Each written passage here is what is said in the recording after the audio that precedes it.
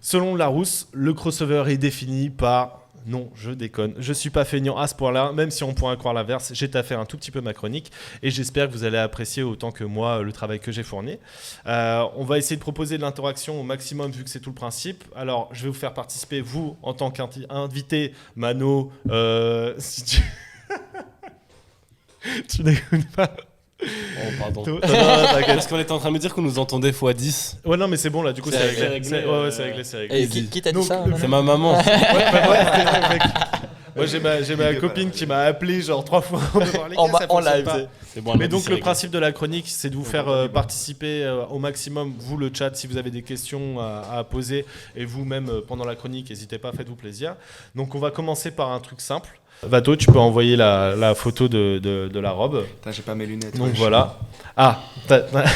Donc pour te décrire un petit peu le truc, c'est une robe avec un homard dessus. Est-ce que ça vous dit quelque chose si je vous montre ça comme ça? Non, même pas un petit guess comme ça. C'est Dali. Ouais, très On chaud. a fait les écoles d'art, les gars. Ah, Eh ben, let's go. très très Du chaud. coup, est-ce que tu as le nom de la personne avec qui il a fait ça? Pas du tout. Ok. Donc en fait, c'est la première collaboration entre un artiste et une maison de couture. Donc c'est Énervé. Salvador Dali et Elsa Schiaparelli. Bien avant Jeff Koons et Louis Vuitton, Michael Jordan, Nike, Adidas et Kanye West, même si on sait comment ça a terminé. Alors, Elsa Schiaparelli et Salvador Dali, s'ils ont bossé ensemble, c'est qu'ils ont toujours été de grands amis. C'était simplement logique pour eux que de faire ces collabs, parce qu'il n'y a pas seulement une robe, il y a aussi des chapeaux, des bouteilles de parfum, des bijoux, une collaboration hyper productive. Vous voyez, déjà, ils avaient des dégaines assez incroyables à l'époque. Mais eux, leur but n'était pas du tout marketing. À l'époque, Elsa et Salvatore, ils étaient déjà très très chauds dans leur domaine, donc pas besoin de se faire de la promo en plus. C'était juste un délire comme ça entre potes. Donc, alors que maintenant, on sait que la collaboration, c'est devenu une arme économique incroyablement puissante. C'est sûr. Et ça, on va le voir tout de suite justement avec ça, un screenshot qui va être tiré d'une vidéo. Vato, c'est quand tu veux. Exactement. Est-ce que ça vous dit quelque chose? Bien sûr. Ouais, voilà. Ça, j'en étais sûr. Je sais pas de quel collab tu vas parler. Bah, je pense que là, ça va être clair. Lénie, est-ce que Ah ça ouais, dit c'est quelque clair. chose? Il y a moyen. Il y a moyen? Ok. Ah, mon ref. Alors, Il y a moyen. donc, petit moment histoire. 1985 et 1986, ça a été des années complètement incroyables pour la culture urbaine. D'abord, il y a eu la signature de Michael Jordan chez Nike. Clairement, on a eu la sortie de la Jordan 1 qui a complètement tout niqué sur le game. Et surtout, l'événement dont est tiré ce screenshot. Alors, on arrête le suspense pour le chat. C'est la vidéo qui a été faite par Run DMC pour littéralement demander une rançon de $1 million à Adidas. Avec inflation, ça Pour avoir fait représente... la pub. Ouais, avec inflation, ça représente 2,7 millions de dollars. Énorme. C'est énorme à l'époque. Pour l'histoire, c'est la première fois qu'une marque signe un contrat de sponsoring avec un groupe de musique. Autant vous dire qu'une fois que ça a été fait par Adidas, derrière, il y en a beaucoup qui ont suivi, notamment LL Cool J avec les Troops, MC Hammer avec les British Knights, Master P avec les Converse MP, Jadakiss et les Reebok Crosses. D'ailleurs, petit clin d'œil à Reebok, à l'époque, juste à eux seuls, hein, ils ont réussi à signer Jay-Z, 50 Cent, Pharrell Williams, Mike Jones, Iverson. Lil Wayne, Lupe Fiasco, Swiss Beat, Rick Ross, mais seulement pour le monde de la musique. Parce qu'après, pour tous les basketteurs, c'est encore un autre délire. C'est vraiment, à Ils l'époque... sont trop oubliés. Reebok, ils sont trop oubliés. dans les- Exactement. Alors qu'en vrai, à l'époque, c'était juste Ah, la folie, incroyable. Et même, j'imagine, toi, au niveau de la fripe, tu te Ouais, rends très compte fort, que j'adore, dès moi. que c'est... Enfin, Reebok, années 80, années 90, c'est Ça tout tue. bonnement incroyable au niveau des designs et tout, très avant-gardiste. Pas eux qui ont fait les pumps. Exactement. Incroyable. Avec Patrick Ewing. Non, je sais Ouais, plus comment il ouais, s'appelait. pas du tout, pas du Non, tout. Patrick Ewing. c'est juste ça. C'est ça. Oh. C'est ouais. Ah, putain, Mais c'est pas les incroyable. Reebok, c'est les Patrick Non, Ewing. non, non. Ok. Mais justement, il avait sa propre marque, Patrick Ewing, pour le Ok. coup.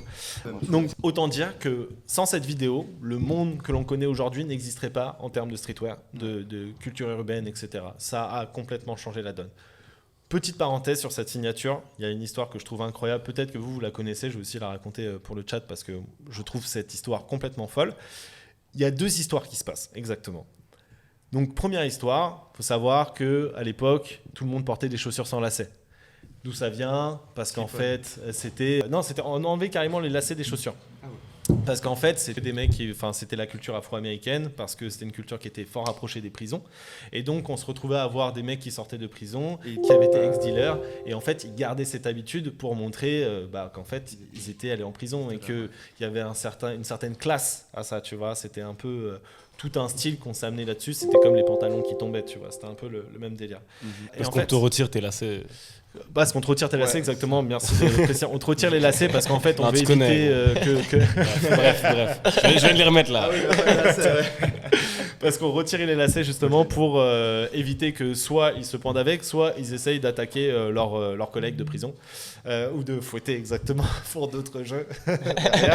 Et en fait, ce qui se passe à ce moment-là, c'est qu'il y a un certain Dr Géraldis qui est une figure proéminente de la médecine afro-américaine. Je précise parce qu'en fait, dans les années 80, il faut savoir que même si la ségrégation, tout ça, c'était terminé, on va dire que les Afro-Américains, c'était un peu la chienlit de la société américaine, si tu veux. Et donc, même au niveau de la médecine, il n'y avait rien qui était fait pour les Noirs, tu vois. Rien n'était pensé dans ce sens-là. Et donc, ce docteur-là, Dr Géraldis, lui, il a fait énormément pour sa communauté et il a essayé de faire d'autres trucs. Et donc, notamment, il y a un extrait d'un son, je pense sur le chat, ils vont l'entendre. Normalement, le son est réglé. Ouais.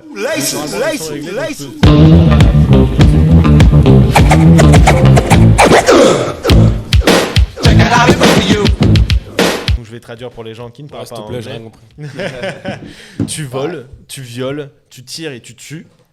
Tu portes ces chaussures, mais tu as perdu ta volonté. Tu vois.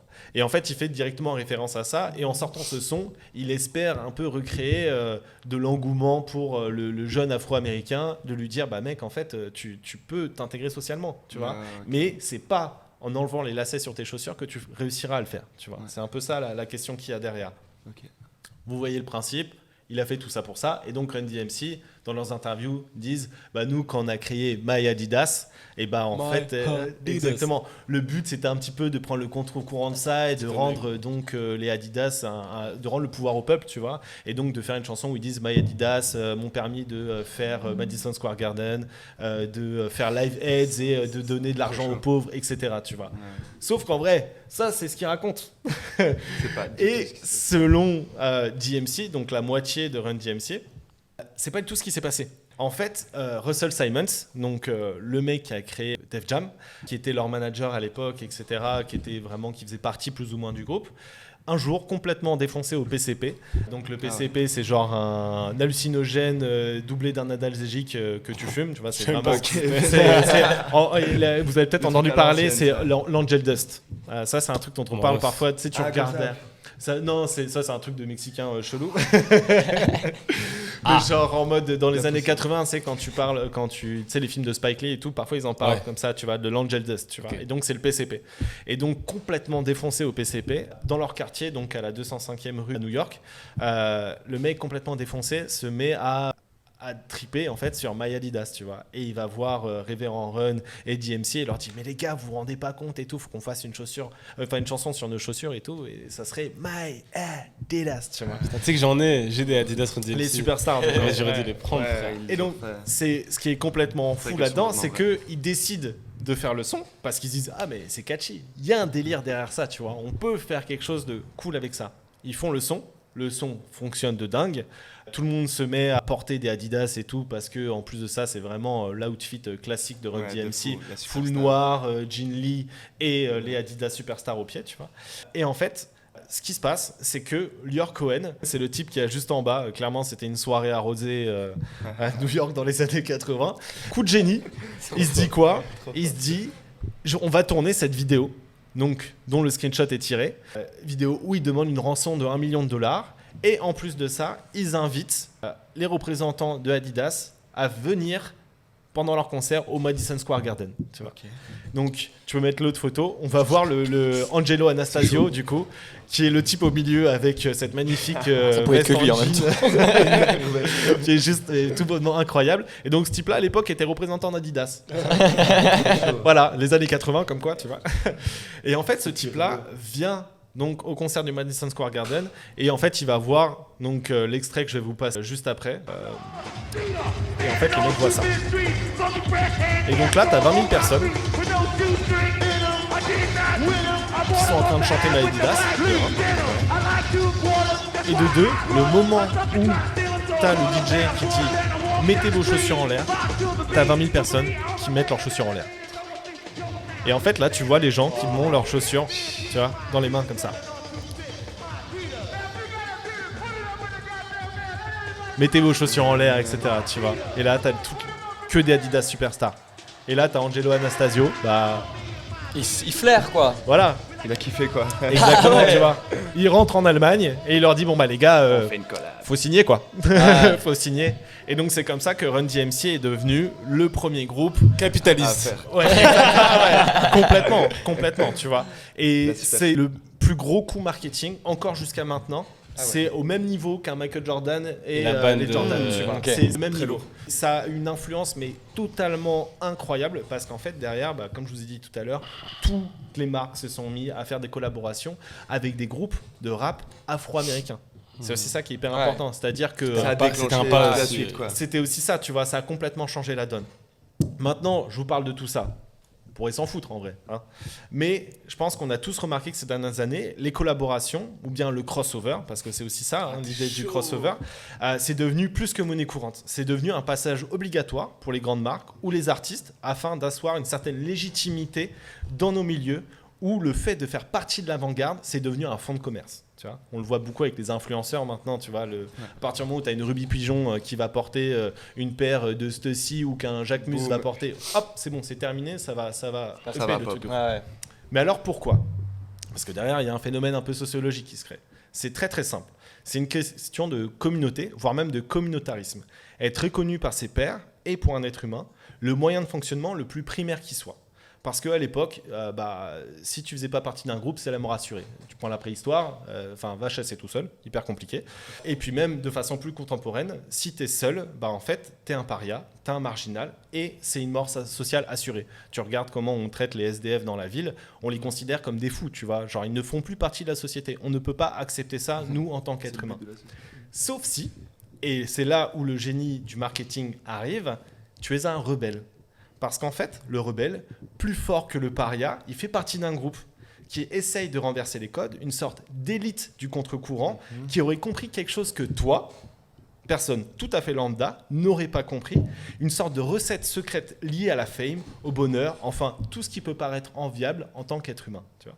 Alors quand Nike crée la Air Jordan 1 et paye des amendes de $5 000 à chaque fois que Michael Jordan porte ses chaussures pendant les matchs de NBA, avec des couleurs qui sont interdites par la NBA, on crée l'histoire d'une révolte. On crée l'histoire de David contre Et ils Goliath. en ont joué parce que c'était pas exactement vrai non plus. Hein. Non, oui, bien sûr. Mais justement, c'est ça, tu vois. C'est qu'en fait, ils ont créé l'histoire de la révolte, David contre Goliath. On préfère toujours être du côté du dominé que du dominant. Nike le sait et elle pousse le vice en nommant le coloris interdit par la NBA en banned.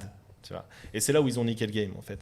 Parce que, putain, tu portes une paire de chaussures qui est interdite en NBA. Tu vois, il y a tout de suite dans le cerveau, c'est en mode ah mais en fait je ne fais pas seulement ce que la société me dit, je dépasse ce statut. Pour replacer, à la base dans NBA, tu devais porter que des chaussures blanches, Exactement. puis après de la couleur de ton équipe, et du coup lui il a porté des chaussures noires et rouges. Exactement, ouais. C'est ça. C'est classique. Hein. Et oui, et du coup en plus c'était la couleur inverse des Chicago. Tu Il vois. les aimait même c'était- pas. Ouais, c'est ça. Oui, en plus à la base effectivement, lui il voulait pas signer chez Nike, il voulait signer soit chez Adidas, soit chez Converse, qui étaient les deux trucs proéminents à l'époque. Ouais, tu Converse à refusé. l'époque.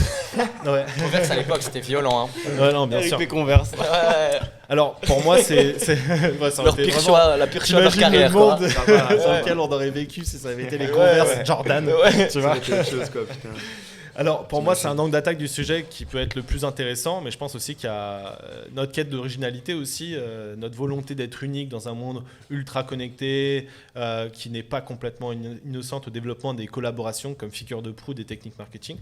Tout le monde se met à collaborer avec tout le monde. Chaque individualité est devenue une page de pub potentielle. À vouloir se vendre, à vendre notre lifestyle et même notre vision même de la vie, tu vois. Genre, on est passé sur ce stade-là. C'est-à-dire que quand tu t'abonnes à quelqu'un, même si c'est un pélo de ta ville que tu as déjà vu une ou deux fois en soirée, tu t'abonnes pas seulement parce que c'était son pote. Tu t'abonnes aussi à lui parce que tu l'as envie d'une certaine façon. Tu as clairement. envie d'être à sa place, tu vois. Et il y a tout ce délire qui se met là-dessus, tu vois.